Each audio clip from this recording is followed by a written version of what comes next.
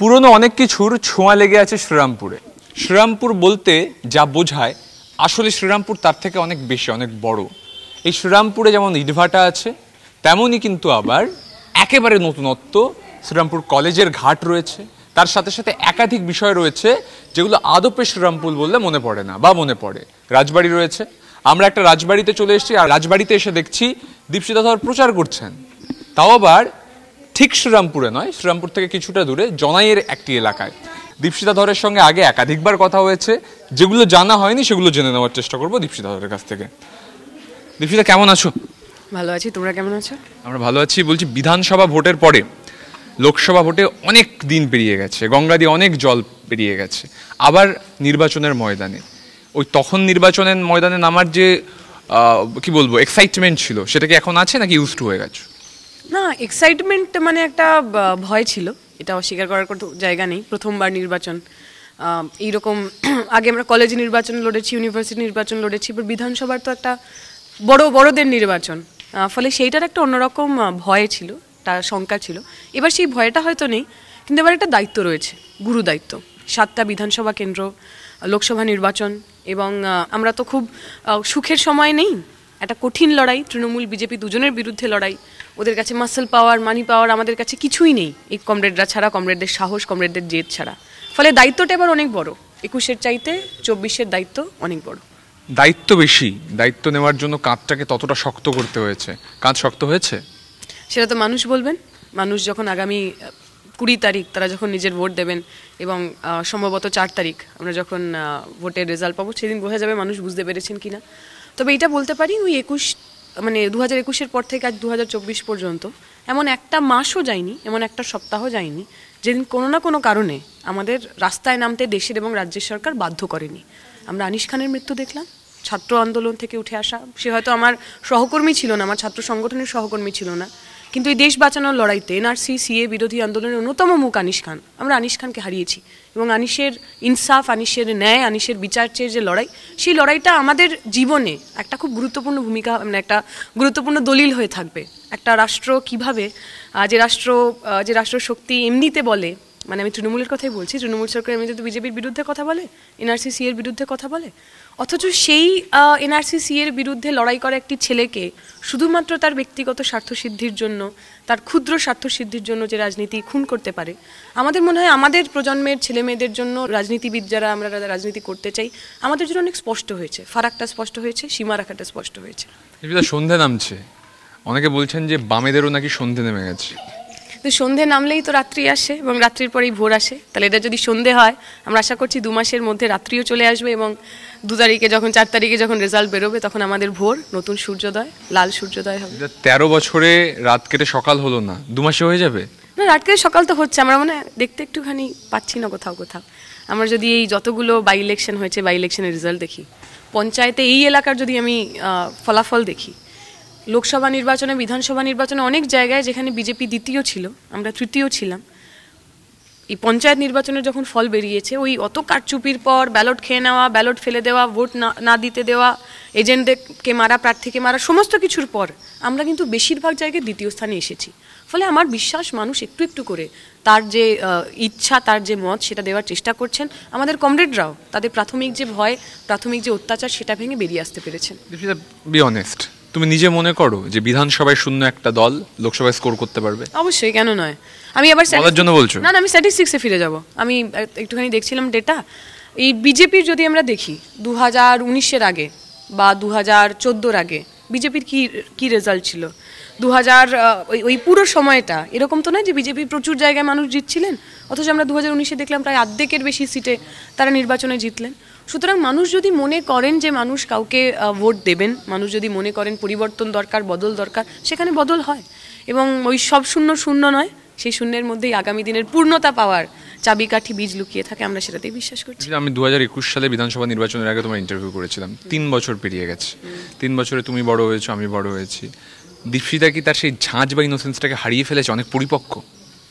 সেটাও তো যারা দেখছেন এবং তুমি বলতে পারো। সুমনও এখন অনেকটা পরিপক্ক হয়েছে, সুমন অনেকগুলো অ্যাওয়ার্ড পেয়েছে, সুমনকে অনেক অভিনন্দন। আমরা হয়তো সেই অ্যাওয়ার্ডগুলো পাইনি, কিন্তু বয়সের সঙ্গে সঙ্গে একটি ম্যাচুরিটি তো আসে। সেলফ অ্যাসেসমেন্ট কি? একটু ম্যাচিওর হয়েছি অবশ্যই। আগে আমি এখনও অনেক বেশি ইমোশনাল, কিন্তু আগের চাইতে একটুখানি বোধহয় যেখানে আবেগের সঙ্গে সঙ্গে একটু বোধহয় মাথাটা একটু বেশি কাজ করছে। কিন্তু ইনোসেন্স, আমি আগেও তো খুব ইনোসেন্ট ছিলাম না, ফলে হারানোর প্রশ্ন নেই। না, এই আবেগটার জন্যই কি বাম রাজনীতিতে থেকে যাবা? মানে অনেকেই দেখেছি আমরা যারা বাম রাজনীতি করেন, জেনু থেকে পড়াশোনা করেছেন, তারপর বিদেশে গিয়ে সুন্দর চাকরি বাকরি করছেন, সেটা না করে থেকে যাওয়া কি আবেগের জন্যই? না, আমার মনে হয় প্রাথমিক দিকে হয়তো একটু আবেগ ছিল। আমি যখন 2010-11-তে আশুতোষ কলেজে SFI করছি, একটা উন্মাদনা ছিল, অ্যাবসলিউট ম্যাডনেস ছিল। কিন্তু আমি যখন 2013-তে গিয়ে JNU-তে রাজনীতি করছি, SFI করছি, সেটা তো খুব খারাপ সময়, সেখানে আবেগ ছিল। সেখানে আমার সংগঠনকে বাঁচাতে হবে, SFI-কে বাঁচাতে হবে, সেই তাড়নাটা ছিল। কিন্তু তার সঙ্গে সঙ্গে আমার মনে হয় রাজনীতিগতভাবে কেন SFI-এর রাজনীতি আমার ক্যাম্পাসের মধ্যে দরকার, সেই ধারণাটা অনেক সুস্পষ্ট হয়েছে আজকের দিনে দাঁড়িয়ে। আর তো মানে আমি একজন ব্যক্তি হিসেবে বলছি, আমি যদি কালকে থেকে রাজনীতি না করি, ধরা গেল আমি কাল বললাম যে আমি এই রাজনীতিতে নেই বাপু, আমি একটা সাধারণ মানুষের জীবনযাপন করতে চাই, আমি আমার PhD শেষ করার পর কি করব? চাকরি বাকরি করব? কোথায় চাকরি করব? পশ্চিমবঙ্গের বুকে কোথায় চাকরি করব? দিল্লির বুকে কোথায় চাকরি করব? আমরা দেখেছি কলেজে যা যা রিক্রুটমেন্ট হয়েছে দিল্লি ইউনিভার্সিটির আন্ডারে, এমন সমস্ত মানুষরা চাকরি পেয়েছেন যাদের শিক্ষাগত যোগ্যতা এমন অনেকের চাইতে অনেক কম, কিন্তু শুধুমাত্র একটা নির্দিষ্ট রাজনৈতিক দলের হওয়ার জন্য তারা সবাই এখন অ্যাসিস্ট্যান্ট প্রফেসর। পশ্চিমবঙ্গের ক্ষেত্রেও তাই, এখানে আপনি যদি টাকা দিতে না পারেন আপনার চাকরি হবে না। ফলে আমি একজন সাধারণ মধ্যবিত্ত পরিবারের মেয়ে, আমার বাবার 2 বছর পর রিটায়ারমেন্ট হবে, কালকে যদি আমাকে বলে দীপশিতা তুমি যদি পড়াতে চাও তোমাকে 5 লাখ টাকা ঘুষ দিতে হবে, আমি তো ঘুষ দিতে পারবো না। তাহলে আমি PhD করার পরেও আমার তো কোনো জীবন নেই, আমার তো কোনো ভবিষ্যৎ নেই, আমাকেও বসে থাকতে হবে। ওই আমার সহপাঠীরা যারা বিগত 2 বছর ধরে রাস্তায় বসে আছেন কাজের দাবিতে, চাকরির দাবিতে, পরীক্ষা দেবার পর টেটে পাশ করার পর যারা চাকরি পাননি, আমার অবস্থা তো ওদের মতনই হবে। সুতরাং আমি এই লড়াইটাকে, এই নির্বাচনের লড়াইটাকে আলাদাভাবে দেখছি না। আমার মতে এমন হাজার হাজার দীপশিতা, এমন হাজার হাজার দীপশিতাদের একটা সুষ্ঠু জীবন, একটা শান্তির জীবন, একটা স্থায়ী জীবনের জন্য এই লড়াই, ওই জন্য আমাদের রাজনীতি। তুমি যদি একটা বিজেপি পরিবারের মেয়ে হতে বা একটা কংগ্রেস পরিবারের মেয়ে হতে, তাহলে তুমি বিজেপি বা কংগ্রেসের রাজনীতিটাই করতে, যেহেতু পরিবারের একটা এফেক্ট আছে তোমার রাজনীতির ক্ষেত্রে? না, আমি এই কথা আগেও বলেছি, আমার পরিবারের রাজনীতি থাকার এফেক্টটা আমার জন্য প্রাথমিকভাবে বিরূপ ছিল। আমি বাড়ির লোকজনকে দেখেছিলাম তারা খুব ব্যস্ত, তারা আমাকে সময় দিতে পারতেন না। আমি সাঁতার শিখতাম ছোটোবেলায়, তো সব গার্জিয়ানরা তাদের ছেলে মেয়েদের সাঁতার শেখাতে নিয়ে যেতেন। সাঁতার কেটে আসার পর তাদের গা মুছিয়ে জামা চেঞ্জ করে মানে শুকনো জামা পরিয়ে দিতেন। আমার মা বাবা কোনোদিনও যাননি, আমাকে একা একা সব করতে হতো এবং খুব অভিমান হতো যে বোধহয় আমার মা আমাকে ঠিক ভালোবাসেন না, না হলে সবার মা বাবা আসছেন, আমার মা বাবা আসছেন না কেন? কারণ আমি তখন দেখতাম যে মা মিটিংয়ে গেছেন, মা পার্টি করছেন, ওই জন্য আমাকে সময় দিতে পারছেন না। ফলে আমার মনে হয়েছিল আমি পার্টি একদম করবো না, প্রচুর সময় কনজিউমিং ব্যাপার। এমনও না যে তাতে খুব টাকা পয়সা উপার্জন করা যায়, আমরা আর্থিক কষ্টের মধ্যে দিয়ে গেছি, বড় নেগেটিভিটি, এর মধ্যে আমি থাকবো না। কিন্তু ওই 11 সালটা আমাদের অনেকের জন্য ওই কার্টেন রেজার, অনেক কিছু যে রিয়েলিটিগুলো আমাদের মনে হতো অবাস্তব, যেরকম আবার হয় নাকি একটা সরকারের কাজ তো মানুষের ভালো করা। আমার বাবা ট্রেড ইউনিয়ন কর্মী ছিলেন, আমি জানতাম ট্রেড ইউনিয়ন আছে বলে আমার বাবার কারখানা আছে, বামফ্রন্ট সরকার আছে বলে আমার বাবার কারখানা আছে। তো সরকারের কাজ তো এইরকম, সরকার যে জনবিরোধী হতে পারে তো 11 সালের পর থেকে আমরা দেখেছি। ফলে তখন মনে হয়েছে রাজনীতিটা শুধুমাত্র একটা হবির জায়গা, ভালো লাগার জায়গা নয়, রাজনীতি আমার মতো খেটে খাওয়া পরিবার, ওয়ার্কিং ক্লাস ফ্যামিলির বেঁচে থাকার জন্য, সার্ভাইভালের জন্য মাস্ট। সরকার জনবিরোধী, সেই জনবিরোধী সরকারকে মানুষ জনসমর্থনযুক্ত মানুষের সরকারকে সরিয়ে ক্ষমতায় আনলো। 2011 সালটা তো আসলে একটা ওয়াটারশেড মুভমেন্ট ছিল, একটা অ্যান্টি ইনকামবেন্সি ছিল। 34 বছর ধরে তারা একটা ধরনের সরকার দেখেছেন।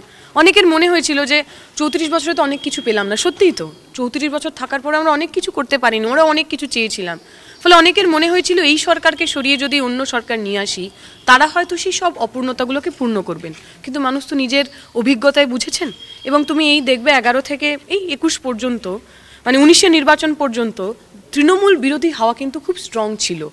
বিজেপির পশ্চিমবঙ্গে জেতার পিছনে সাম্প্রদায়িকতা অফকোর্স ইজ এন ইস্যু, বা তার চেয়েও বড় ইস্যু ছিল অ্যান্টি তৃণমূল বিরোধিতা, তৃণমূলের যে অপশাসন, তৃণমূলের যে সন্ত্রাস, সেইটা। সুতরাং মানুষ তার নিজের জীবনের অভিজ্ঞতায় বুঝেছেন 11 সালে তারা যা করেছেন বা যে আশা থেকে তারা তৃণমূলকে নিয়ে এসেছিলেন, সেই আশাটা সব দিক থেকে ঠিক হয়নি। খুব জানতে ইচ্ছে করছে, তুমি আমাকে আগের ইন্টারভিউতে বলেছিলে মমতা ব্যানার্জির জেদ তোমার খুব পছন্দের, আর শাহরুখ খান তোমার ক্রাশ।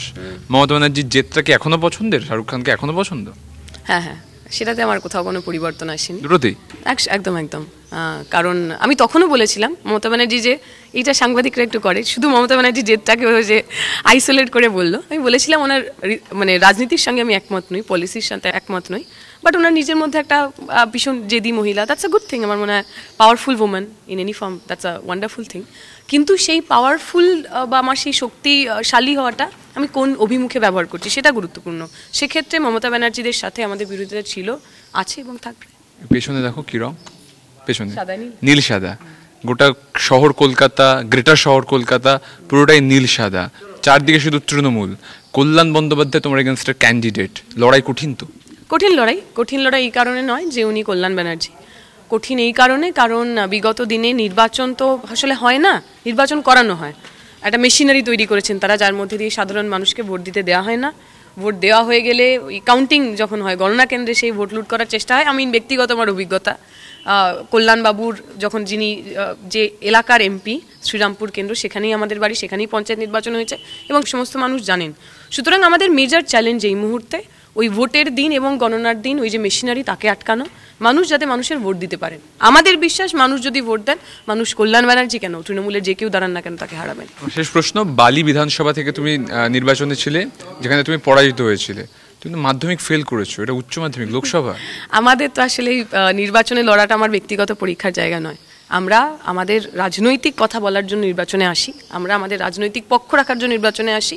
আমরা আগের বারের তুলনায় বালি বিধানসভাতেও আগের বারের তুলনায় অনেকটা ভোট রিকভার করেছিলাম। ফলে আমাদের জন্য এটা একটা প্রোগ্রেশন, যেটা আমরা করতে পারিনি, যেটুকু আমরা করতে পারিনি 24 ইলেকশনে আমরা সেটাও করতে পারবো এই আশা রাখি। প্রচন্ড ব্যস্ত দীপশিতা ধর এখান থেকে প্রচারে যাবেন, তার মাঝখানে কিছুক্ষণ কথা বললেন আমাদের সাথে, পরিষ্কারভাবে বোঝা যাচ্ছে দীপশিতা ধর আশাবাদী জয়ের ব্যাপারে। তিনি প্রচারে যাচ্ছেন। দীপশিতা ধর আমাদের সঙ্গে ছিলেন এতক্ষণ। ক্যামেরায় গৌরবের সঙ্গে সুমন, TV9 বাংলা, শ্রীরামপুর।